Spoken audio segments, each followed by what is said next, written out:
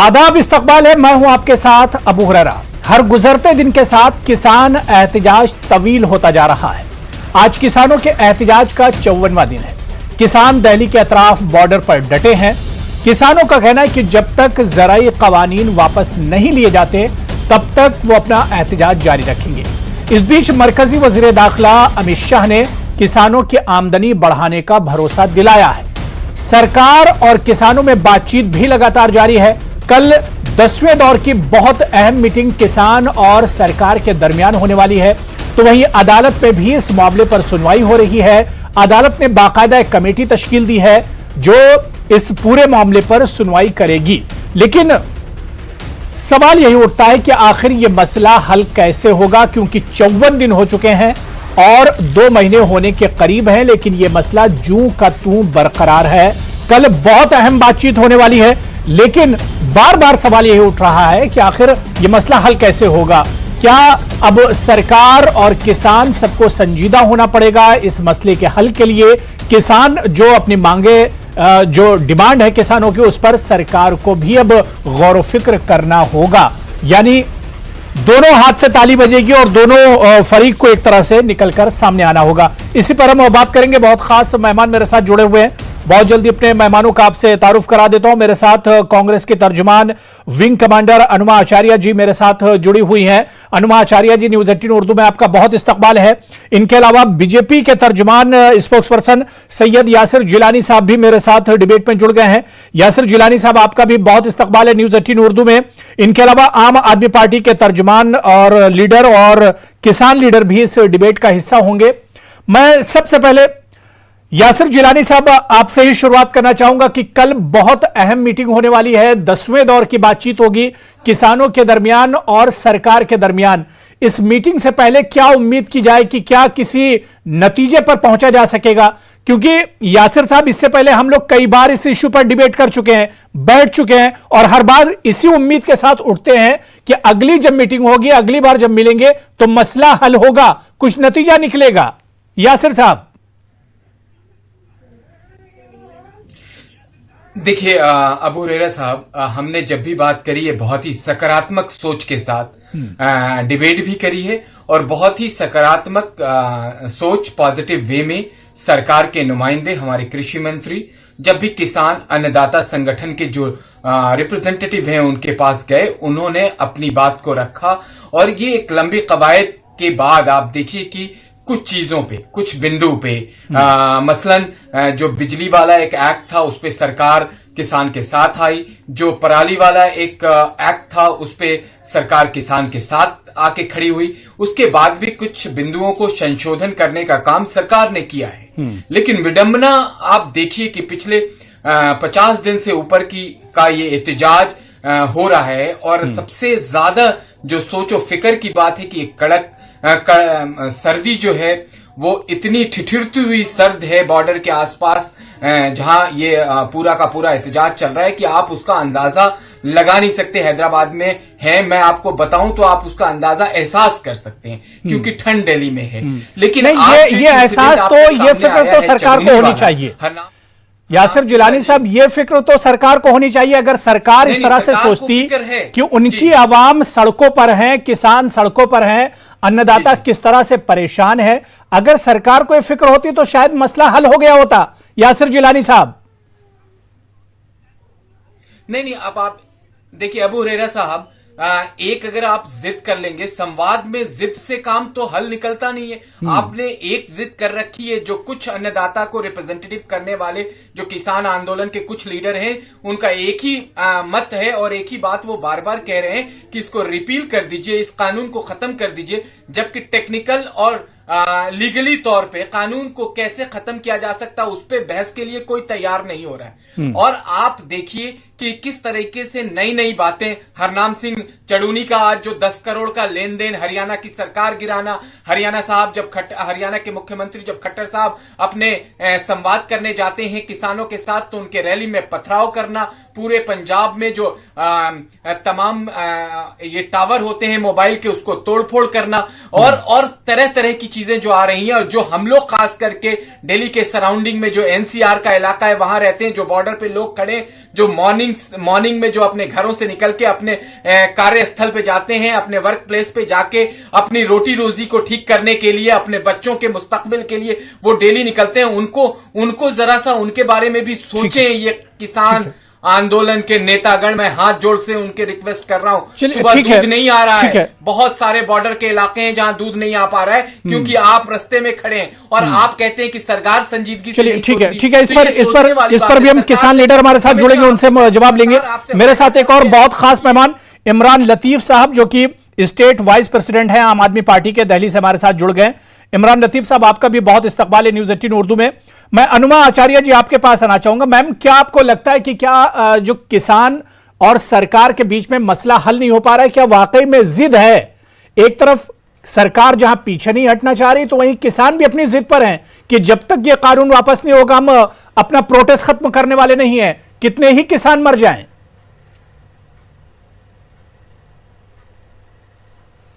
अबू साहब, तीरगी की अपनी जिद है, जुगनुओं की अपनी जिद, ठोकरों की अपनी जिद है, हौसलों की अपनी जिद।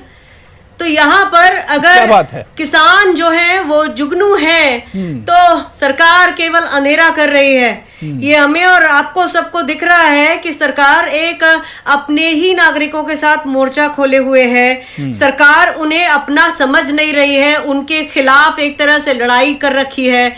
और मैं तो ये देख रही हूं कि सरकार साजिशों के लिए भी कहीं संकोच नहीं करती कि कहीं इस तरह की साजिशें कि किसी ने कितने करोड़ का लेन देन किया, मतलब किसी तरह की सरकार की तरह से कोई सीमा रेखा ही नहीं है, वो कहीं तक भी जा सकती है सरकार। अभी जो किसान आंदोलन है बहुत शांति से चल रहा है। मेरे जो भाई अभी बोल रहे थे वो लगता है कभी बॉर्डर्स पे गए नहीं है, क्योंकि बॉर्डर्स पे कोई भी जरूरी चीज जो है वो रुकी नहीं है, सब कुछ वहां चल रहा है। और मैं वहां कम से कम 7-8 बार जा चुकी हूं, तो मैं सच्चाई ये बयान करना चाहती हूँ कि वहां कुछ भी नहीं रुका है। जबकि जो रुक रहा है वो केवल ये है कि सरकार की तरफ से जो नीयत है बात करने की या इस समस्या को सुलझाने की, रुकावट केवल वही है। और एक चीज है कि अगर किसान कुछ बात कर रहे हैं 26 जनवरी की, वो अपने मर्जी से नहीं कर रहे हैं, वो केवल ध्यान आकर्षण करना चाह रहे हैं कि इस समस्या का जल्दी से जल्दी हल हो, जो सरकार की तरफ से दिखता नहीं है। क्योंकि सरकार जो है वो उनके ऊपर वहां पर भी जिद कर रही है कि नहीं हम, अच्छा आप ये बताइए कि आपका बच्चा है, अगर वो कहीं काट पीट करके बहुत लिखता है तो हमें खुद को पसंद नहीं आता, तो कानून में संशोधन करके काट पीट करने की क्या जरूरत है? खारिज करिए और दोबारा बैठ के वो कानून फिर से बनाइए। मेरे तरफ से तो मैं ये कहना चाहती हूँ। इमरान लतीफ साहब, मसले का जो हल नहीं निकल रहा है, इसे कैसे देख रहे हैं? 54 दिन आज एक तरह से मुकम्मल हो गए, किसान अपनी तरफ एक तरह से जिद पर हैं कि जब तक ये कानून नहीं खत्म होगा, क्योंकि किसान कह रहे हैं हमें फिक्र है अपने फ्यूचर की, अपने मुस्तकबिल की, अपने बच्चों की फिक्र है, इस वजह से जब तक ये कानून खत्म नहीं होगा हम यहां से नहीं हटेंगे। लेकिन दूसरी तरफ हम देख रहे हैं कि सरकार भी पीछे नहीं हट रही है। इमरान साहब, देखिए, सरकार बेचारी बड़ी मजबूर है। ये जो तीनों काले कानून है वो सरकार लेकर नहीं आई है, ये तो एक गफलत है जो हम लोग पास कर बैठे हैं कि बनाइए। कॉर्पोरेट घराने ने, अडानी अंबानी ने बनाने का काम किया है तीन काले कानूनों को। सरकार की मजबूरी ये है कि वो कॉर्पोरेट घरानों को अपनी बात दे चुके हैं, जुबान दे चुके हैं कि वो वापस नहीं हटेंगे। किसानों ने जिद ठान ली है कि वो अपने जो उनके वजूद की लड़ाई है उसको खत्म नहीं करेंगे। दरअसल अगर ये तीनों काले कानून देश के अंदर लागू हो जाएंगे तो ये किसानों का वजूद खत्म करने का काम करेंगे। और ये पूरी तरीके से इस पूरे मसले का हल अगर किसी के पास है तो वो ना तो सरकार के पास है ना वो किसानों के पास है। सीधे सीधे नरेंद्र मोदी जी को करना ये चाहिए कि वो अपने कारपोरेट घरानों के पास जाएं, अपने आकाओं के पास जाएं और उनको समझाने का प्रयास करें कि जो कानून आपने बनाकर हमको दिया था पास कराने के लिए वो अब हमारे बस का नहीं है पास कराना। क्योंकि इसमें सीधा सीधा फायदा अगर किसी का नजर आ रहा है तो वो कारपोरेट घरानों का नजर आ रहा है, प्राइवेट कंपनी का नजर आ रहा है। किसान को हर हालत में मरने वाला है, तो किसान आज चाहे सर्दी से मर जाए और चाहे काले कानून के लागू होने के बाद मर जाए, तो किसान के मुकद्दर में तो सिर्फ मौत लिखी हुई है। आज वो अपनी जिंदगी के लिए लड़ रहा है। किसान जो आज आंदोलन इतनी सर्द रातों में आंदोलित है, वो अपनी वजूद की लड़ाई लड़ रहा है, अपनी जिंदगी की लड़ाई लड़ रहा है। अगर ये काले कानून लागू हो गए तो उसको मरना ही पड़ेगा। इस वजह से किसान आंदोलनरत है। तो हम जहां तक समझते हैं इस पूरे मामले में कि जब तक सरकार कारपोरेट घरानों के साथ संवाद नहीं करेगी, बातचीत नहीं करेगी, उनको समझाने का प्रयास नहीं करेगी, उनको पीछे ले जाने का प्रयास नहीं करेगी, क्योंकि किसान एक ही बात मांग कर रहा है पहले दिन से। 54 दिन हो गया पूरे मामले को। ठीक है यासर जिलानी साहब, कहना साफ है कि आप कानूनों को वापस नहीं, जाहिर सी बात है किसान इतने दिनों से जब परेशान है, भूखे प्यासे सड़कों पर प्रोटेस्ट कर रहे हैं, तो सरकार को कुछ तो सोचना चाहिए। ठीक है आप कानून अगर वापस नहीं लेते, लेकिन मसले का कुछ तो हल होगा। 10 बार बातचीत, 9 बार बातचीत हो चुकी, कल 10वें दौर की बातचीत होगी, लेकिन मसला हल नहीं हो रहा है। ये तो फिर और सोचने वाली एक तरह से बात है कि आखिर मसला हल क्यों नहीं हो रहा है। यासर जिलानी साहब, मेरा सवाल यह है, जो सवाल यहां पर अनुमा आचार्य जी ने उठाया, इमरान साहब ने उठाया कि और इससे पहले भी किसान बार बार यही कहते रहे कि जो कानून सरकार ने बनाया है ये किसान कानून किसानों के लिए नहीं, ये तो मार्केट के लिए है।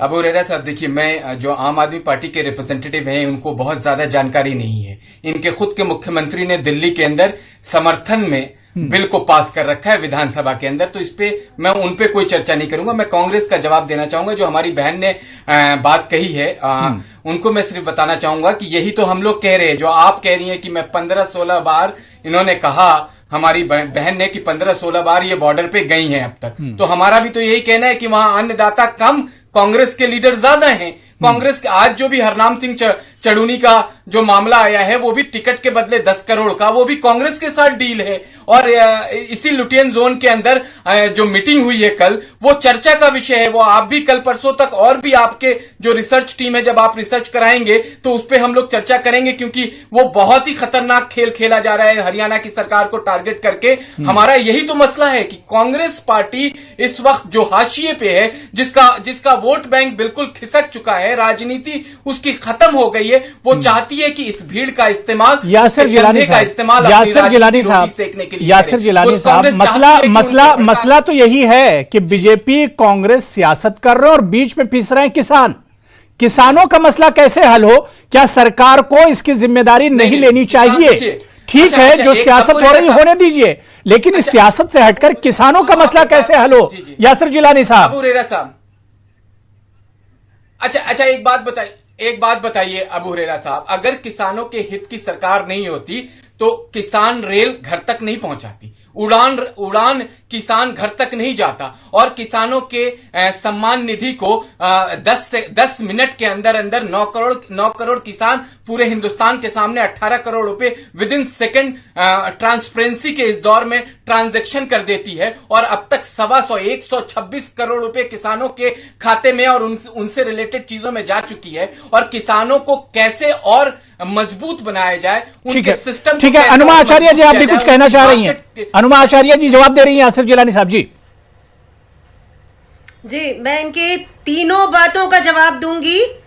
पहली चीज, मेरी एक आइडेंटिटी है, मेरे नाम के आगे विंग कमांडर लगता है। मैंने इस देश के लिए 24 साल काम किया है और मैं फौजियों के पास जाती हूँ। मैं किसी कांग्रेस के प्रतिनिधि के तौर पे नहीं जाती। थोड़ा सा शर्म करना भी सीखिए कि सीधे सीधे लांछन लगाते हैं।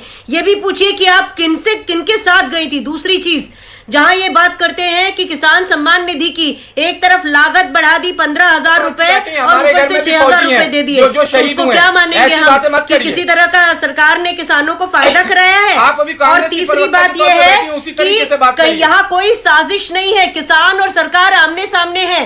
जब जाते हैं तो किसान और सरकार के नुमाइंदे ही मिलते हैं। कोई और किसी पार्टी की जो आप बात करते हैं तो ये आपका अंदर से हीन भावना और कॉम्प्लेक्स है। इस कॉम्प्लेक्स में आप ये मत रहिए। और दूसरी चीज आपको करेक्ट कर दूं, 12 करोड़ से ज्यादा वोट मिले थे कांग्रेस को। आज भी लोग हैं, उन्हें पता है कि कांग्रेस इस देश की आत्मा में है। तो आप इतना थर्राइए मत, इतना ऑब्सेस मत होइए। किसानों के मुद्दे पर कायम रहिए, इधर उधर इसको उसको लांछन लगाना छोड़िए। ये बहुत जरूरी है आपके लिए।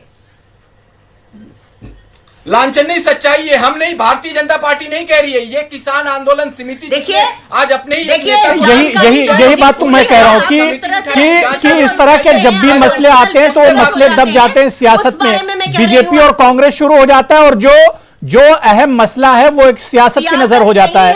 मेरे साथ किसान लीडर भी जुड़ चुके हैं, शिवराज सिंह साहब जो किसान लीडर वो भी मेरे साथ डिबेट में जुड़ गए हैं। शिवराज जी, मेरी आवाज अब तक आ रही है सर? जी आ रही है। बहुत इस्तकबाल है सर न्यूज 18 में, न्यूज 18 उर्दू में आपका। शिवराज सिंह जी, मेरा सवाल यह है कि कल 10वें दौर की बातचीत होने वाली है, उससे पहले क्या कुछ प्लानिंग है किसानों की, आप लोगों की क्या कुछ प्लानिंग है? किस उम्मीद से जाएंगे कल इस मीटिंग में? मतलब मीटिंग में जाएंगे किसान, हमारे पहले से भी जाते रहे, कोई भी मीटिंग ठुकराई नहीं है। और मैं सरकार से अनुरोध करूंगा कि वो कम से कम 2 मांग कल मान ले, किसान आयोग का गठन और एमएसपी को गारंटी कानून। अगर कल इतनी बात मान लेती है तो 26 जनवरी की परेड के लिए जो है तोबा हो रही है, शायद उसमें शांति हो जाएगी। जब हमने सरकार को बनाया, वोट दिया, तो क्यों नहीं मांग मान रही है, मुझे ये समझ में नहीं आ रहा। सही, ठीक है। इमरान लतीफ साहब, मैं आपके पास आना चाहूंगा। इमरान लतीफ साहब, 26 जनवरी अब करीब है और किसान इस बात पर अटल हैं कि अगर उनकी बातें नहीं मानी जाती हैं तो 26 जनवरी को ट्रैक्टर रैली निकाली जाएगी, क्योंकि दिल्ली में आम आदमी पार्टी और आप लोगों की सरकार है। किस तरह की परेशानियों का सामना करना पड़ सकता है? ये किसानों के वजूद की लड़ाई है और हम पहले दिन से किसानों के साथ खड़े हैं। जब केंद्र सरकार ने हमसे दिल्ली के जो स्टेडियम्स हैं उनको जेल बनाने की इजाजत मांगी थी, तो हमने सिरे से उनकी इस मांग को खारिज कर दिया था किसानों के समर्थन में। हम पहले दिन से किसानों के साथ खड़े हैं और इस परेड में भी हम उनके साथ हैं, क्योंकि जिस एमएसपी का जिक्र हो रहा है, जिस एमएसपी की वो लड़ाई लड़ रहे हैं, अगर उस एमएसपी का जिक्र इन कानून से खत्म कर दिया जाएगा तो यकीन मानिए कि पूरी तरीके से जो खेती किसानी का जो पूरा व्यवसाय है, जिससे आज किसान जो आश्रित रहते हैं, डिपेंडेंट रहते हैं, वो खत्म हो जाएंगे। मैं इस तकलीफ को इस वजह से समझ सकता हूँ कि मैं खुद एक किसान परिवार से आता हूँ। मेरे माँ बाप ने गेहूं और धान बेच कर मुझे पढ़ाया लिखाया, इंजीनियर बनाया, और आज मैं आपके साथ बैठकर इस पैनल का हिस्सा हूं। तो हम इस तकलीफ को समझ सकते हैं कि अगर हमारे गेहूं और धान पर अगर इस तरह का पहरा लगा दिया जाएगा कारपोरेट घरानों का, तो हमारी क्या हालत होगी। इस तकलीफ को हमसे बेहतर कोई नहीं समझ सकता है। तो आम आदमी पार्टी चाहे तीनों सदनों की बात कर ले, लोकसभा की, राज्यसभा की और दिल्ली विधानसभा की, हर जगह पर हमने इन तीनों काले कानूनों की पुरजोर मुखालफत करने का काम किया है। पहले दिन से हम किसानों के साथ खड़े हैं, सरकार के खिलाफ खड़े हैं, और हम भी यही बात कह रहे हैं कि सरकार अब कारपोरेट घरानों की गुलामी से बाहर आए और किसानों की बात सुने, तीनों काले कानून वापस ले। शिवराज सिंह जी, आज एक तरफ सुप्रीम कोर्ट में सुनवाई हो रही थी ट्रैक्टर रैली को लेकर, और दूसरी तरफ हमारे होम मिनिस्टर अमित शाह जी ने कहा कि किसानों की आमदनी को बढ़ाया जाएगा। किसान इस कानून पर भरोसा करें, इस कानून से किसानों का बहुत फायदा होने वाला है। सरकार की इन बातों पर आखिर भरोसा क्यों नहीं है शिवराज सिंह जी? मैं ये कह रहा हूं, माननीय सुप्रीम कोर्ट में हमारे भी भारतीय किसान लोक शक्ति की तरफ से senior advocate AP Singh appear हुए, और माननीय सुप्रीम कोर्ट ने आज कह दिया कि पुलिस का काम है लाइन ऑर्डर मेंटेन करना। सुप्रीम कोर्ट इसमें कोई निर्देश नहीं करेगा, दिल्ली पुलिस अपने हिसाब से काम करे। हमने भी कमिश्नर साहब को चिट्ठी लिखी थी रामलीला मैदान की, हमें अनुमति दे रामलीला मैदान में दिल्ली में बैठने की, अभी हमें अनुमति नहीं मिल पाई है। तो मैं ये कह रहा हूं, सरकार ऐसी जिद क्यों कर रही है, मुझे ये बताओ। एमएसपी को गारंटी कानून बनाने में या देश में किसान आयोग का गठन करने में सरकार की कौन सी नानी मर जाएगी, ये मुझे बताओ आप।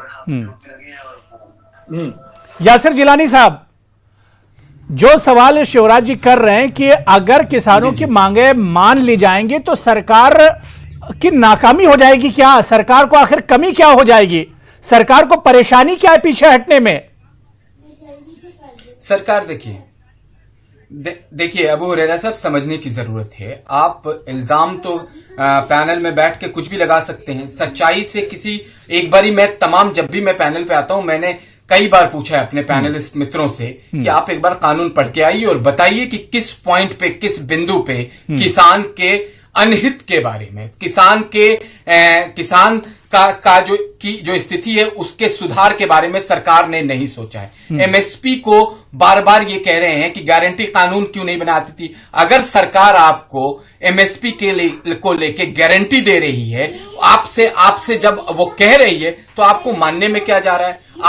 आपकी मार्केट को बड़ी कर दी उसने, आपके घर तक सारी सुविधाएं यासिर पहुंचा रही जिलानी है। साहब, यही और बात तो तमाम किसान वो कह रहे हैं चीजें कि जो किसानों आपको की मुहैया करा परेशानी को सरकार समझ क्यों नहीं रही है? आप इधर उधर की बात मत करिए। आप मुझे एक लाइन में बता दीजिए कि तीनों काले कानूनों में किस जगह पे एमएसपी की गारंटी का जिक्र किया गया है, और एमएसपी की गारंटी हटा दीजिए। मैं आपसे पूछ रहा हूँ एमएसपी का जिक्र कहाँ पे किया गया है? आप मुझे बता दीजिए कि जिससे किसान मुतमईन हो जाए, मैं भी मुतमईन हो जाऊं। आप बताइए सबके सामने कि इन तीनों कानूनों में कहाँ पे एमएसपी का जिक्र किया गया है, कहाँ पे एमएसपी की गारंटी का जिक्र किया गया है? मैं तो आपसे कह रहा हूँ कि एमएसपी खत्म की जा रही है इन कानूनों के जरिए।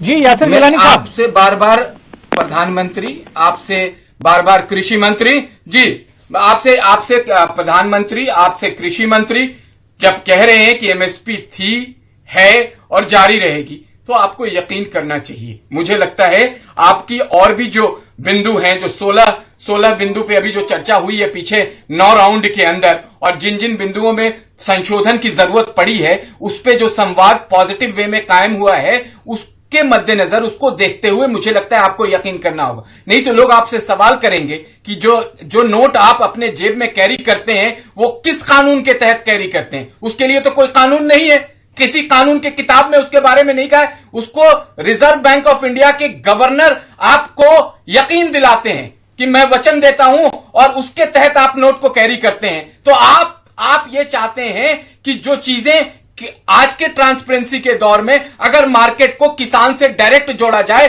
और बीच के बिचौलियों को खत्म कर देना है, तो आप उस पर तैयार नहीं हो रहे हैं। आपको लगता है कि सरकार कॉर्पोरेट गिराने ठीक है, इस मसले का देखिए हल और नतीजे पर तो पहुंचना होगा, मसले को हल तो करना होगा। ये मसला ऐसे नहीं चलता रहेगा। हालांकि किसानों ने आज कहा है कि 2024 तक जब तक ये सरकार रहेगी तब तक उनका प्रोटेस्ट और एहतजाज यूं ही जारी रहेगा। अनुमा आचार्य जी, मैं आपके पास आना चाहूंगा।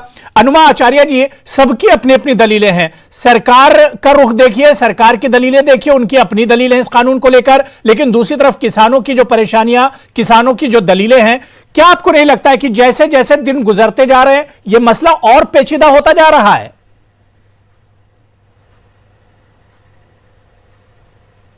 मसला पेचीदा तो हो ही रहा है। और एक जो भाई साहब ने कहा अभी कि जो हमारी करेंसी पे लिखा होता है मैं धारक को इतने रुपए अदा करने का वचन देता हूं, तो वही लिख दीजिए ना, मैं किसान को एमएसपी देने का वचन देता हूं। ये चीज उसमें दस्तावेजित हो जाए तो क्या बुराई है? अगर हम डॉक्यूमेंट्स पे बिलीव करते हैं तो डॉक्यूमेंट में ये लिखा होना चाहिए। वही तो कह रहे हैं किसान इतने दिनों से। और पेचीदा तो मसला होता चला जा रहा है, लेकिन सरकार को ये समझ में नहीं आ रहा है, ये जनतंत्र है, यहाँ लोगों की आवाज सुन लीजिए। जबरदस्ती कानून में बहुत सारी खामियां हैं। अगर भाई समझते हैं कि केवल वो ही पढ़े लिखे हैं तो फिर इस मुगालते से उनको बाहर निकल आना चाहिए, क्योंकि कानून में एक ही बात नहीं है। एसेंशियल कमोडिटी वाला एक्ट जो है वो है, उसके अलावा देखिए एसडीएम के लेवल पे जो इसको सुलझाने का, अगर कॉन्ट्रैक्ट में किसी तरह की प्रॉब्लम हो गई तो कॉन्ट्रैक्ट का अपना खाका बहुत अच्छा नहीं है। मैं तो कॉन्ट्रैक्ट मैनेजमेंट की ऑफिसर रही हूं भारतीय वायुसेना में, तो कॉन्ट्रैक्ट का खाका तक सही नहीं है। सरकार क्या क्या सुधारेगी? तो बार बार काट पीट करके सुधारने से बेहतर है कि सरकार को जाहिर सी बात है, जब किसानों को किसी बात पर डर है, परेशानी है, तो सरकार को किसानों को कॉन्फिडेंस में लेना चाहिए। मैं शिवराज सिंह जी आपके पास आना चाहूंगा। शिवराज सिंह जी, सवाल ये उठ रहा है कि एक के बाद एक 9 मीटिंग हो चुकी है, कल 10वीं मीटिंग होने वाली है, और जो बात यासिर जिलानी कह रहे हैं कि वजीर आजम हो, कृषि मंत्री हो या अमित शाह जी हो, जब ये यकीन दहानी करा रहे हैं तो फिर किसानों को भरोसा आखिर क्यों नहीं है सरकार पे? किसान परेशान क्यों है वजीर आजम के भरोसे के बाद भी? वजीर आजम कई बार ये कह चुके हैं कि देश के किसान को 14 दिन में गन्ना की पेमेंट होगी। अगर पेमेंट नहीं कर पाए तो फिर हम ब्याज लगा के पैसा देंगे। क्या उस बात पे खरे उतर पाए? जब नोटबंदी हुई थी, जब वजीर आजम ने देश से अपील की थी, क्या नोटबंदी से किसी को फायदा हो पाया? जब जीएसटी लगाई थी, जब वजीर आजम ने देश के व्यापारियों से अपील की थी, क्या व्यापारी असमंजस में नहीं रहा? ये कोविड आया, कोविड में दुनिया भर की थाली बजवाई यासिर जिलानी साहब, आपने सुना कि कई बार ऐसा हो चुका है कि भरोसे पर खरी ये सरकार नहीं उतरी है, जिसकी वजह से इस बार किसानों को भरोसा नहीं है। अच्छा, देखिए, मैं अपने माननीय किसान नेता जो हमारे साथ जुड़े हुए हैं, मैं उनसे सवाल करता हूं कि एथेनॉल के बारे में कभी चर्चा कर लीजिए। उसके प्रोडक्शन की क्या हालत थी 2014 में और 2021 में, उसके रिकॉर्ड प्रोडक्शन जो गन्ने के लिए बहुत थ्रू होता है सारा का सारा। तो जो पॉजिटिव चीजें हैं सरकार की, उस पर आप चर्चा नहीं कर रहे हैं। आप सिर्फ उस सरकार को एक तरीके से प्रहार कर रहे हैं और उसमें तर्क भी नहीं दे रहे हैं। भाई जो चीजें आपके घर पे किसान रेल लेके पहुंच गए तो आप उसकी चर्चा करिए। उस यासिर गिलानी साहब, 9 बार किसानों के साथ बातचीत सरकार कर चुकी है। सरकार तर्क दे रहे हैं, जब तो बात नहीं बन पा रही। अगर किसान तर्क नहीं दे पाते तो शायद मसले का हल निकल जाता। लेकिन किसान कहीं ना कहीं एक तरह से कॉन्फिडेंस में नहीं है। किसान एक तरह से सरकार किसानों को कॉन्फिडेंस में नहीं ले पा रही है, इसी वजह से तो बात नहीं बन पा रही है। जहां जहां किसानों को परेशानी है, सरकार को ही एक तरह से, क्योंकि यह जिम्मेदारी भी सरकार की ही बनती है, यही सरकार कानून लाई है। अब यही जो परेशानियां है उसी को एक तरह से इन परेशानियों को दूर करना होगा। बहुत अच्छी बातचीत हो रही थी, मेरे पास बिल्कुल वक्त नहीं बचा है। बहुत बहुत शुक्रिया सैयद यासिर गिलानी साहब, अनुमा आचार्य जी, शिवराज सिंह जी और इमरान लतीफ साहब, सभी का बहुत बहुत शुक्रिया डिबेट में जुड़ने के लिए। कल बहुत अहम मीटिंग होने वाली है 10वें दौर की, और उम्मीद यही करते हैं कि कल की मीटिंग किसी नतीजे पर पहुंचेगी। बहुत बहुत शुक्रिया, आदाब।